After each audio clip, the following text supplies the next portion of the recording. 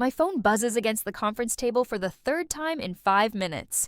I ignore it, focusing on the blueprints spread between me and Marcus Donovan, my most important client this quarter.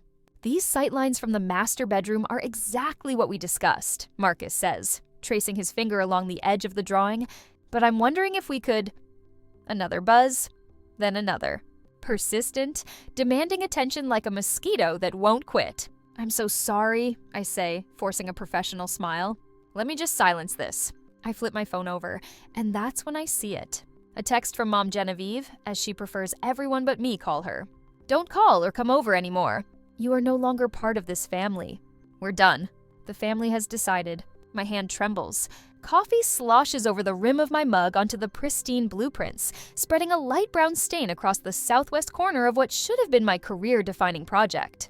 Everything okay? Marcus asks, concern flickering across his face. Fine, I manage, dabbing at the spill with a napkin. Just a minor family thing. As if being excommunicated via text message at 4:15 on a Tuesday afternoon is a minor family thing. My mind flashes back to this morning. After pulling an all-nighter to finish these renderings, I'd transferred $2,500 to Mom's account money I couldn't really spare for what she'd called an emergency AC repair. The third emergency this month. I'd been so exhausted I barely registered the dangerously low balance notification that followed. Let's reschedule, Marcus suggests, gathering his things. You seem distracted. No, please, I start, but he's already standing. It's fine, Sabrina. Family comes first, right? He smiles, not knowing the knife those words twist in my chest. We'll pick this up on Friday. 30 minutes later, I find myself driving past Mom's house. My hands grip the steering wheel so tightly my knuckles turn white. Several cars line the driveway Aunt Darlene's silver Lexus, Uncle Roderick's ridiculous red convertible. The house glows with warm light against the darkening sky, and through the front window, I can see silhouettes moving, glasses raised. Music drifts through the crack in my car window. Laughter. Celebration. Celebration of what? My banishment? I pull up Instagram, a sinking feeling in my stomach. My sister Serafina's latest post appears at the top of my feed, a selfie with Mom, Aunt Darlene, and Uncle Roderick, all grinning widely. The caption reads, "So blessed to be with my real family. Cutting out toxicity. Posted 20 minutes ago." My fingers tremble as I call her. She answers on the fourth ring. What do you want? Serafina's voice is ice cold. Nothing like the bubbly tone she uses in her influencer videos. What's going on? Mom just texted me saying I'm not part of the family anymore. She told you already? Good, a pause. You're too toxic, Sabrina. Please respect our boundaries. Boundaries? What are you talking about? I just sent Mom money this morning for… Don't make this about money. It's about your behavior. What behavior? If you don't know, that's part of the problem. Her voice drops to a whisper. I have to go. Don't call again. The line goes dead. The first drops of rain hit my windshield as I sit there, staring at my phone. Disbelief slowly crystallizes into something harder, colder.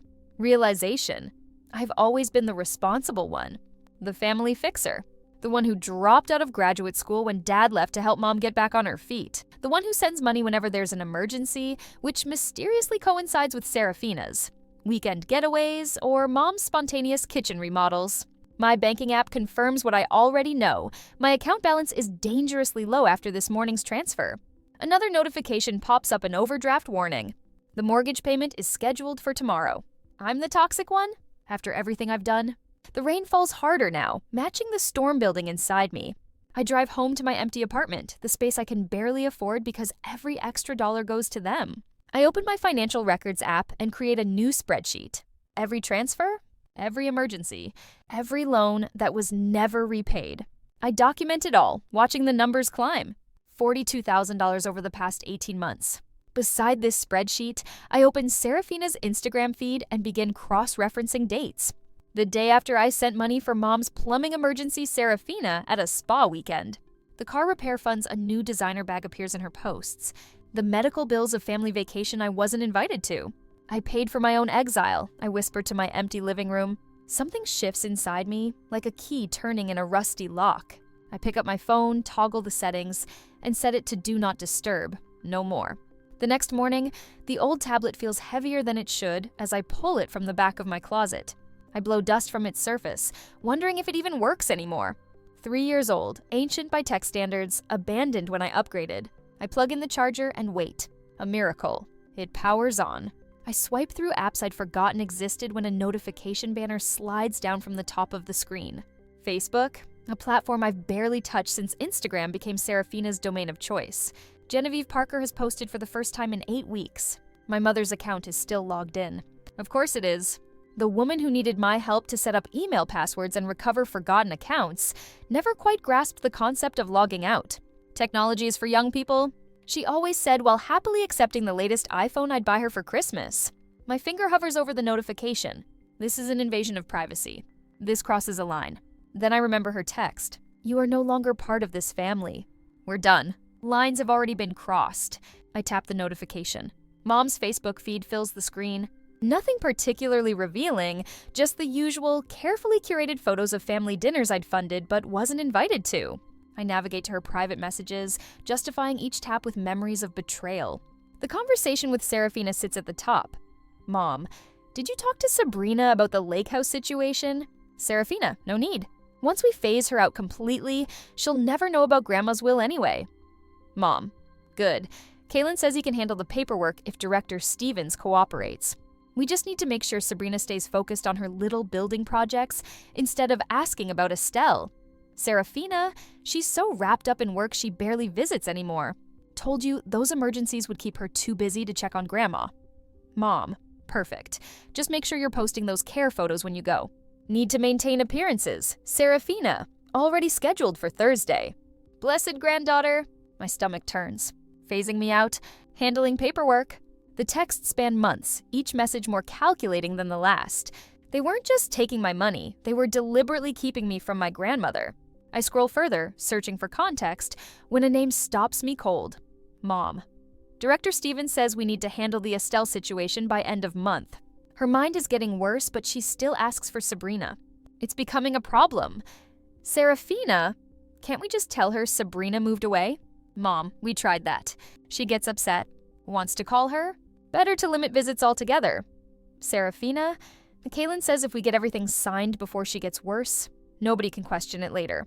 A notification from another conversation appears at the top of the screen. A distant cousin, one I haven't spoken to in years. R.I.P. Aunt Estelle. She will be missed. Sending prayers to your family during this difficult time. The tablet slips from my fingers, bouncing on the carpet.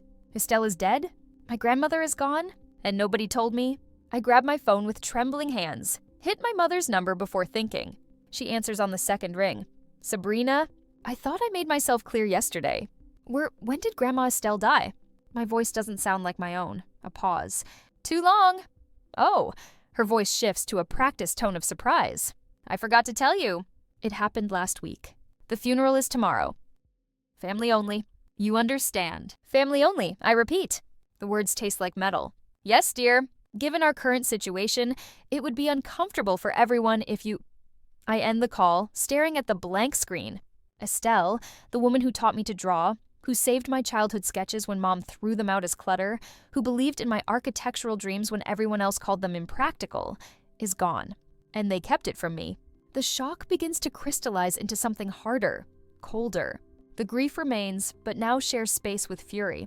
I return to the tablet, methodical now. There's a reference to a lawyer, Arthur Harding, in the messages. A quick search reveals his office downtown. Professional, specialized in estate law. I make the call. Harding and Associates. Hello, I need to schedule an appointment with Mr. Harding regarding my grandmother's estate. Her name was Estelle Dubois. And your name? Sabrina Parker? I'm her granddaughter. One moment. Keyboard clicks. Mr. Harding has an opening tomorrow at 3. Perfect. I spend the next hours documenting everything. Screenshots of messages, bank transfers, timelines. Creating a map of betrayal that spans years, not just months. The pattern becomes clear. Systematic isolation, financial drain, and now, apparently, something to do with Grandma Estelle's will. My phone buzzes with a text from Serafina. Hey, sis. Hate to bother you with everything going on, but could you possibly spot me for new camera equipment? Just a tiny loan. 1 to 200 should cover it. For my business. For the first time in our adult relationship, I type a single word. No. Her response is immediate. Wow. Grandma just died and you can't even help your sister? That tells me everything. I don't respond. Instead, I continue organizing evidence. preparing for tomorrow's meeting. Whatever handling the Estelle situation means, I intend to find out. The next afternoon, I sit in a wood-paneled office across from Arthur Harding. He's older than I expected, late 60s, with reading glasses perched at the end of his nose as he reviews the file before him. "Miss Parker," he begins, professional distance in his tone. "Your mother has already filed your grandmother's most recent will. Everything seems to be in order. I believe that will is a forgery." His eyes flicker up, measuring me. "That's a serious accusation. I have evidence suggesting my mother and sister deliberately kept me from visiting my grandmother in her final months. There are messages discussing handling the Estelle situation and references to having documents signed." He removes his glasses slowly. "I've known your grandmother for many years, Miss Parker. The will I have is dated 3 months ago. And the previous will?" A moment of hesitation. Then he reaches for a drawer, extracts another file. 4 years ago. Significantly different provisions. "May I see it?" He passes the document across the desk. The first line of the beneficiary section steals my breath. "To my granddaughter, Sabrina Parker, I leave all property, financial assets, and personal effects." Mr. Harding's voice cuts through my thoughts. "You need to find proof of fraud, Miss Parker. Serious proof? Challenging a will is difficult under the best circumstances." I meet his eyes. I understand.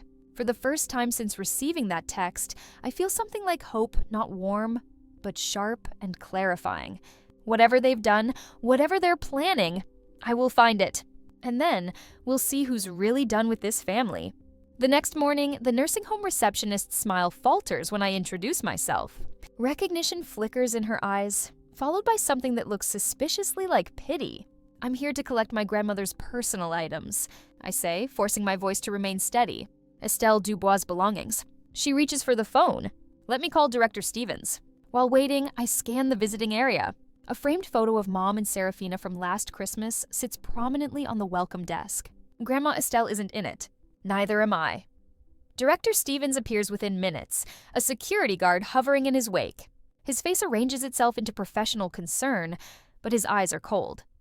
"Miss Parker, I understand your desire to collect your grandmother's items." He clasps his hands in front of him. However, only the executrix. Miss Genevieve Parker has authorization to remove personal effects. I'm her granddaughter. "Yes, well," he clears his throat. "We have specific instructions." The security guard shifts his weight, hand resting on his radio. "Instructions?" I repeat, "From your mother, the legal executrix." Director Stevens gestures toward the exit. "Perhaps you should speak with her directly." "Aye, Rector." 2 nurses walk past, whispering. I catch fragments. "The granddaughter they warned us about," and "trying to steal heirlooms." My phone vibrates. Serafina's latest Instagram post appears on my screen. A black and white photo of her holding Grandma Estelle's reading glasses, captioned, "Some toxic family members will try to profit from grief rather than process it. Protecting Grandma's legacy. Family first." Posted 3 minutes ago. Fine.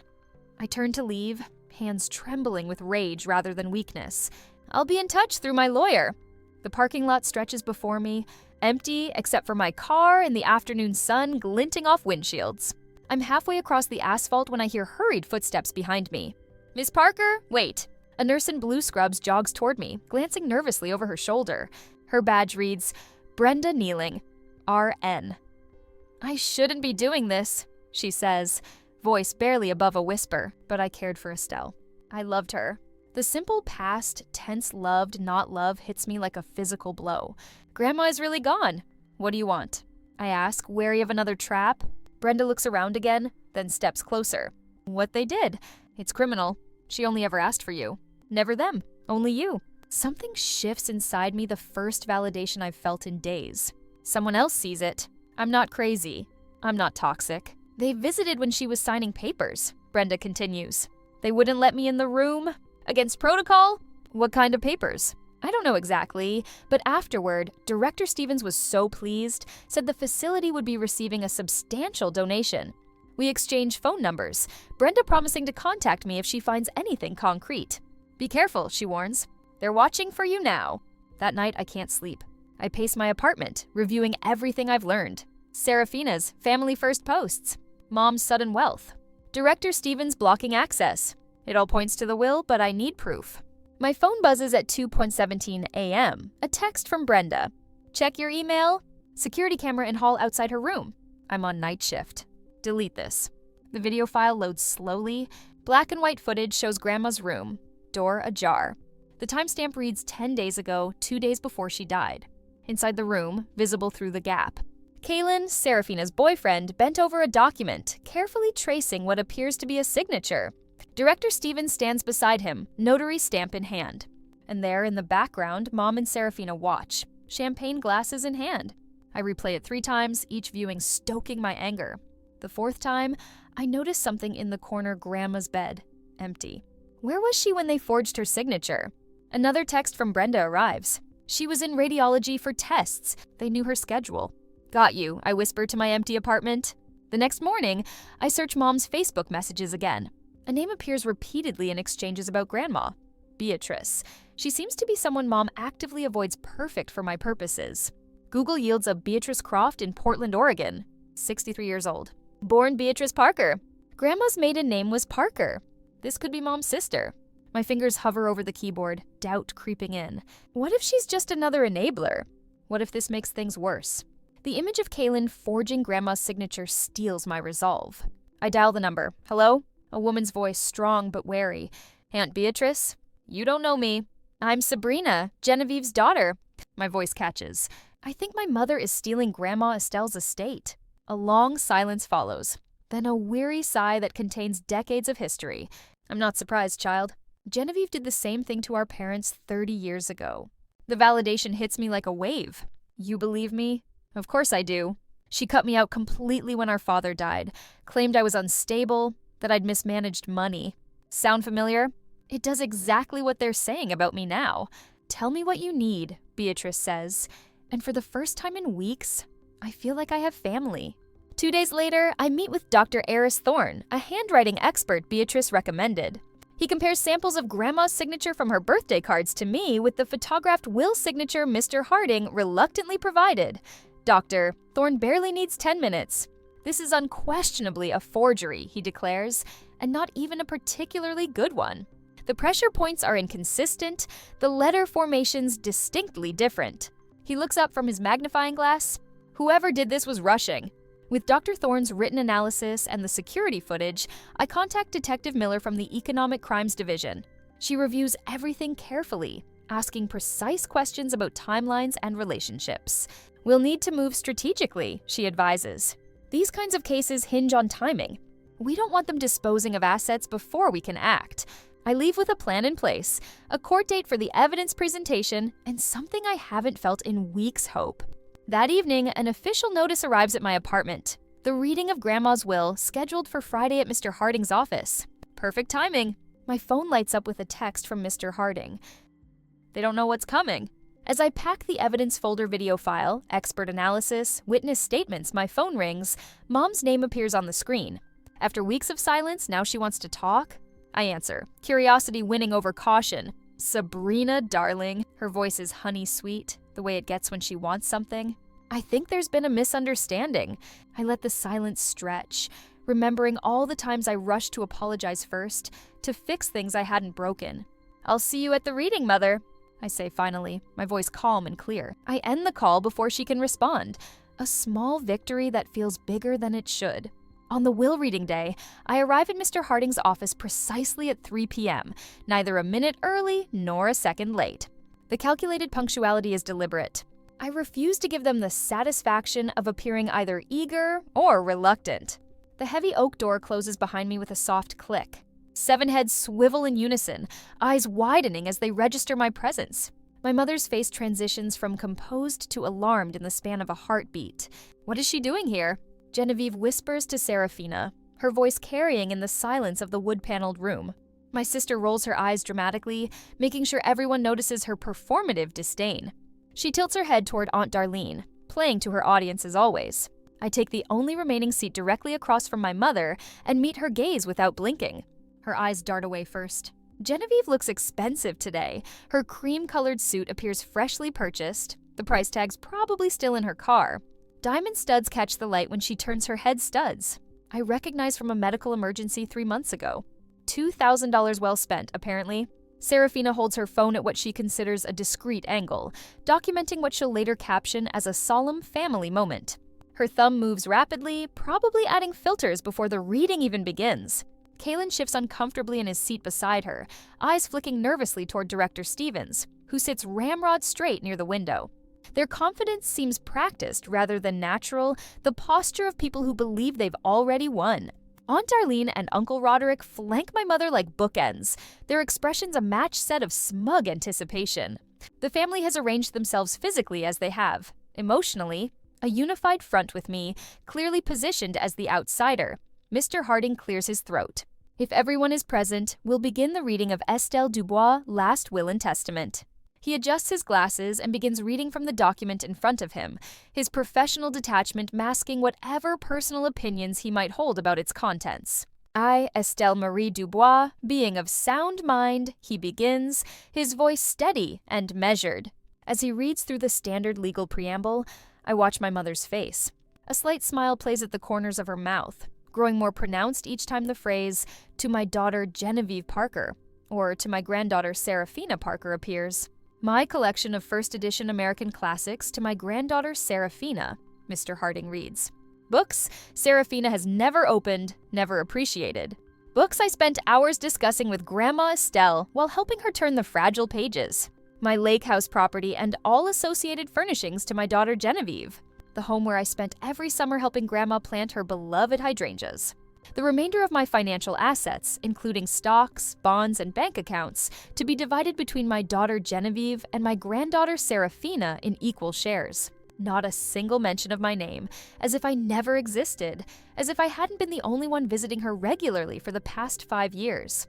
I remain silent, gathering the weight of everyone's attention as Mr. Harding continues through the final provisions. When he finally looks up and asks if there are any questions, the room has settled into a satisfied silence, the quiet of vultures after a feast. May I say something? I ask, my voice quiet but clear. The room tenses, Serafina's thumb freezes mid-text. Genevieve's smile falters. Of course, Mr. Harding says, gesturing for me to proceed. I stand, placing my evidence folder on the table. The sound of the leather portfolio hitting the polished wood seems unnaturally loud. I'd like to introduce Dr. Eris Thorne, I say, nodding toward the door. On cue, it opens to admit a distinguished man in his 60s carrying a slim laptop. What is this? Genevieve demands, straightening in her chair. Dr. Thorne is a forensic handwriting expert, I continue, ignoring her. He has examined the signature on this document. Mr. Harding raises an eyebrow but says nothing as Dr. Thorne connects his computer to the room's projection system. The wall behind my mother's head illuminates with a magnified image of Grandma Estelle's purported signature alongside several known authentic examples. As you can see, Dr. Thorne begins, using a laser pointer to highlight specific features. The pressure points, connecting strokes, and letter formations are inconsistent with Ms. Dubois' established writing patterns. Director Stevens shifts uncomfortably in his seat, his professional facade beginning to crack. He nearly knocks over his water glass when the door opens again, and Nurse Brenda enters quietly, taking a position near the wall. Nurse Brenda Kneeling cared for my grandmother during her final months, I explain. She has provided a sworn statement regarding visitors to my grandmother's room on the day this will was supposedly signed. Genevieve stands abruptly. This is ridiculous. Arthur, you can't allow this. This ambush. I believe Ms. Parker has the right to present evidence if she believes there's been wrongdoing, Mr. Harding replies, his tone carefully neutral. The final piece falls into place when Detective Miller appears in the doorway, nodding at me before addressing the room. I'm Detective James Miller, Economic Crimes Division, he announces. I'd like everyone to remain seated while we review some additional evidence. He produces a tablet and plays a video on the projection screen. The security footage is grainy but unmistakable. Kaylin bent over a document at my grandmother's bedside, carefully tracing what appears to be a signature, while Director Stevens stands nearby, notary stamp in hand. In the background, the distinct figures of my mother and sister watch, occasionally glancing toward the door. Turn that off immediately. Genevieve lunges toward the projector. This is absurd. She's trying to ruin us out of jealousy, Serafina cries, tears appearing on command. Mom, make them stop this.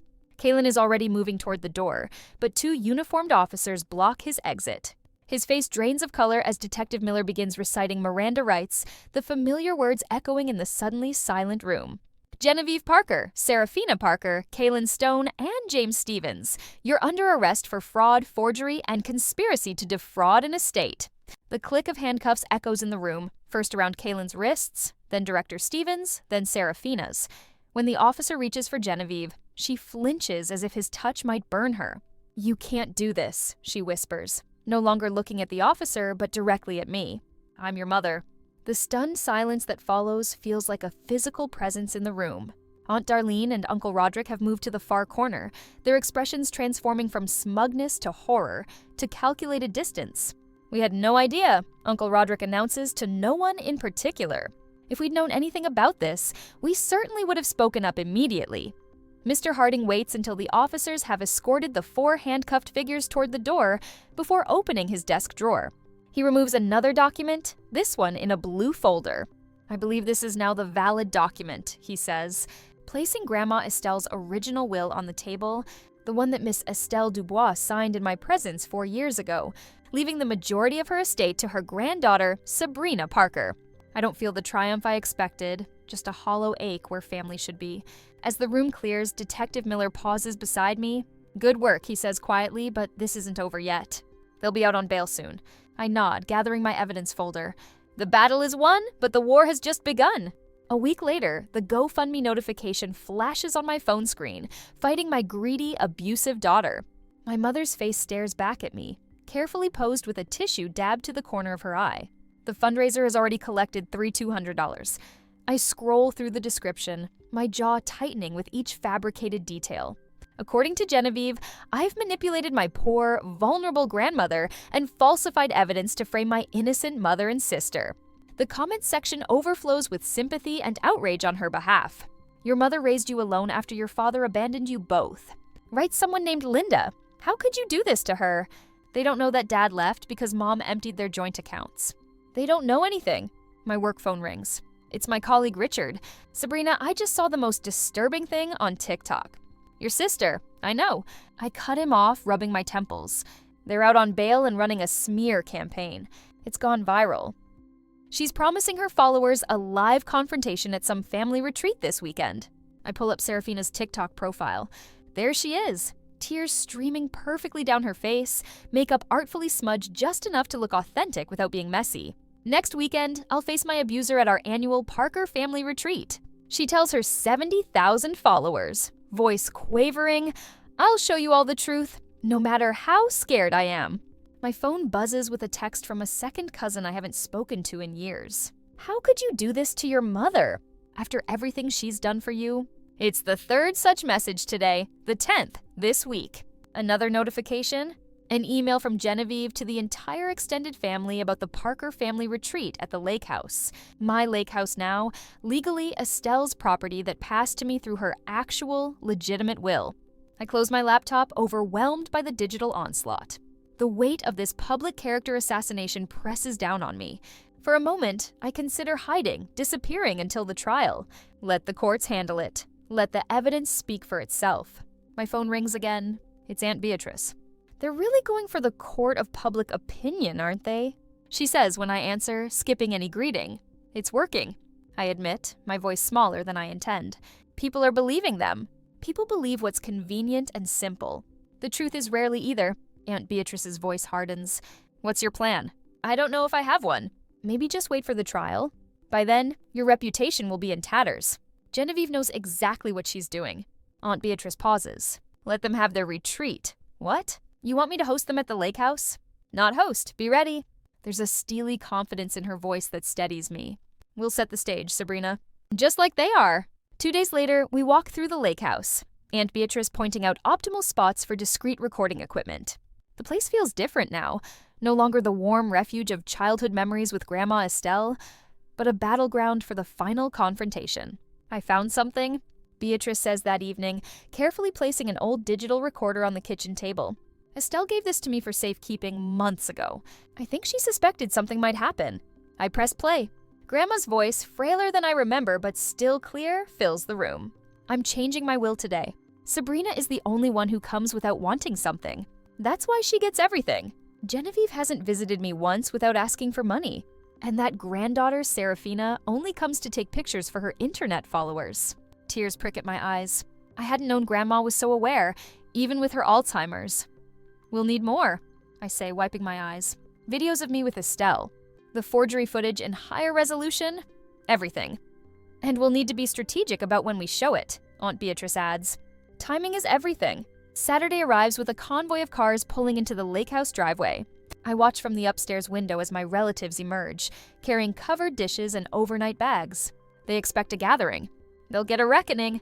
Genevieve spots me watching and freezes momentarily before recovering with a tight smile and a wave, the performance already beginning.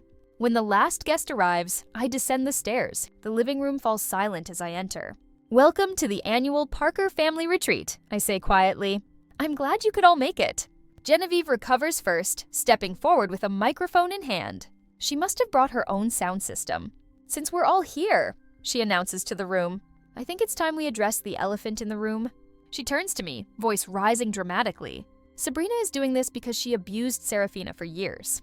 She's always been jealous of her sister's success. Serafina steps forward, phone held at the perfect angle for her live stream, tears already flowing.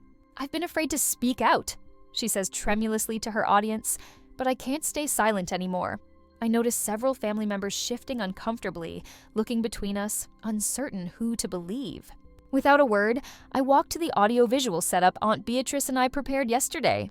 I connect my laptop as Serafina continues her performance, her follower count ticking upward with each crocodile tear. I say, interrupting her flow, "we should see the truth." The projector illuminates the wall behind me. The first video plays, me feeding Grandma Estelle, helping her with physical therapy exercises, reading to her while she smiles peacefully. No posed selfies, no performative affection, just genuine care. Whispers ripple through the gathered family. The second video begins the forgery footage, now in crystal clear resolution. Kaylin bent over Estelle's will, practicing her signature before applying it to the document.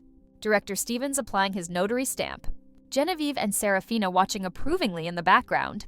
Serafina's livestream continues, but her performance falters as her phone screen fills with comments. "Wait, is this for real? Are we watching a crime happening? Oh my god, she lied to us." Finally, I play Estelle's audio recording. As my grandmother's voice fills the room, explaining why she left everything to me, Aunt Beatrice steps forward.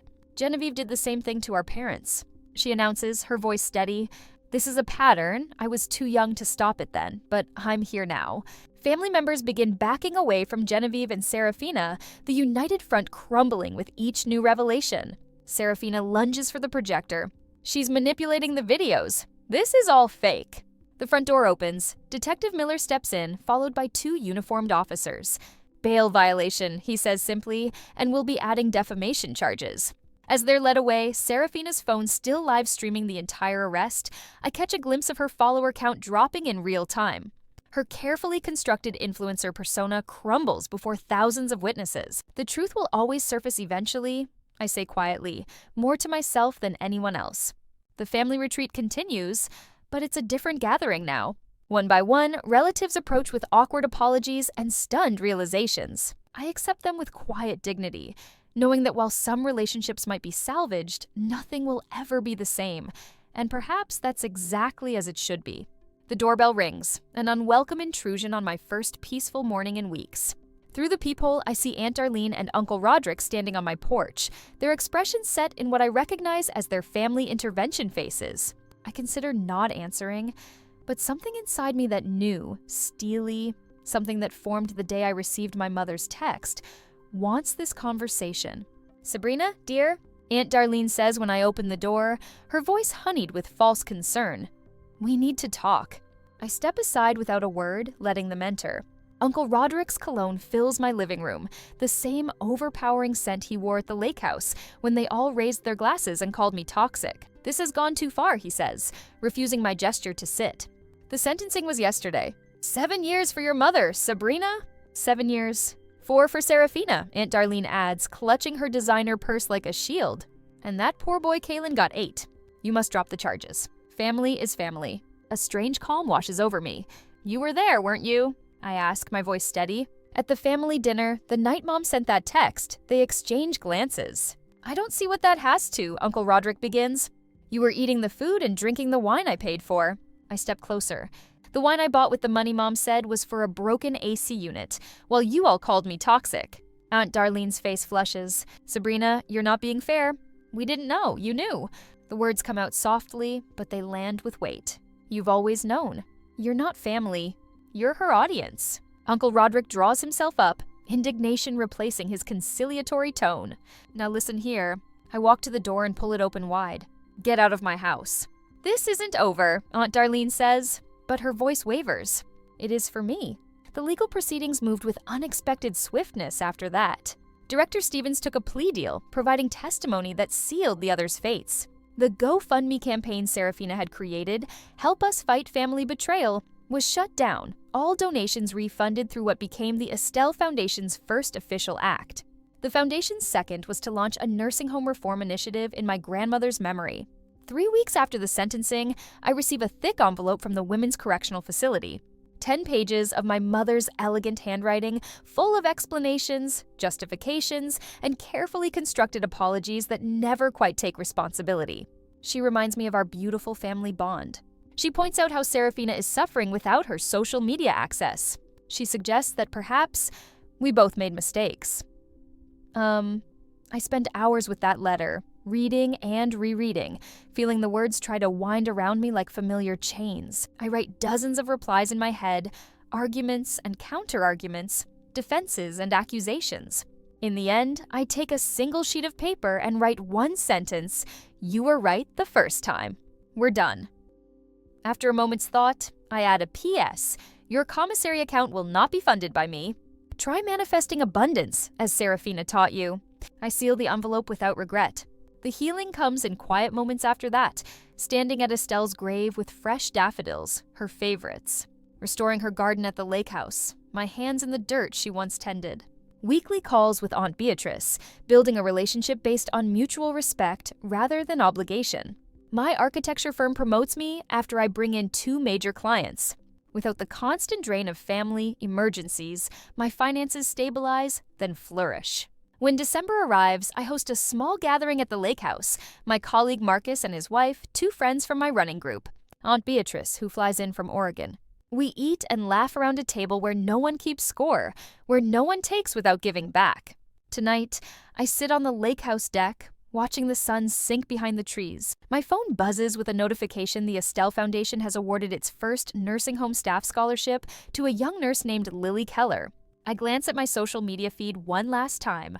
Serafina's influencer account stands frozen in time, her last post still gathering occasionally vitriolic comments from former followers who now know the truth. With a quiet smile, I silence my phone and turn my attention back to the sunset, painting the lake in shades of gold and pink. The family we choose, I think, is the family that matters.